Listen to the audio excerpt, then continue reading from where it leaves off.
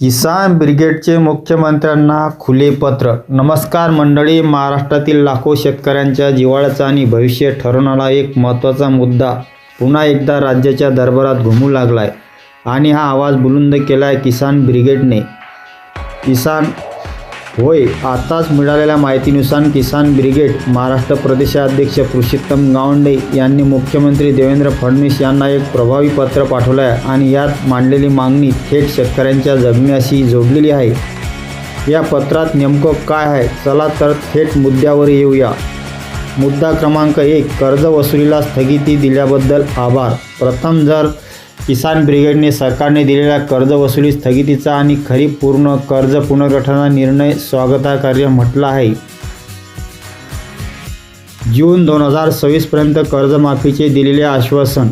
30 October रोजी दिलेले आश्वासन जून 2026 पूर्वी राज्यात कर्जमाफी केली जाईल याचा उल्लेख या पत्रात स्पष्टपणे करण्यात आला आहे.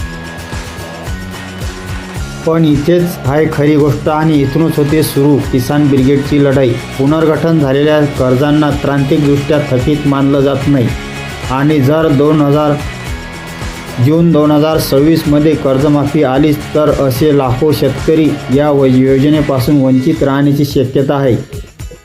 किसान ब्रिगेडची ठाम मागणी. म्हणूनच किसान ब्रिगेडने मुख्यमंत्र्यांना विनंती केली आहे की पुनर्गठित कर्जावर शेतकऱ्यांनाही कर्जमाफीसाठी पात्र ठरवण्याचे स्पष्ट आदेश तात्काळ नियमित करावे. शेवटचा दमदार संदेश. शेतकरी आज संकटात आहे. कर्जाचा डोंगर, नैसर्गिक आपत्ती आणि आर्थिक तंगी. पण किसान ब्रिगेड सांगते, सध्याच्या आणीबाणीच्या काळात संघटना, मतभेद, राजकारण यांना विसरूया आणि शेतकऱ्यांच्या न्यायासाठी एकजूट येऊया. सरकार काय निर्णय घेणार? कर्जमाफीसाठी पुनर्गठित कर्जधारक शेतकऱ्यांनाही न्याय मिळणार का? हे पुढील काही दिवसात स्पष्ट होईल. या संदर्भातील पुढील अपडेट्स व न्यूज रिपोर्ट तुम्हाला आम्ही सर्वात आधी देऊ. म्हणून चॅनलला लाईक आणि शेअर, सबस्क्राईब करायला विसरू नका. जय जवान, जय किसान.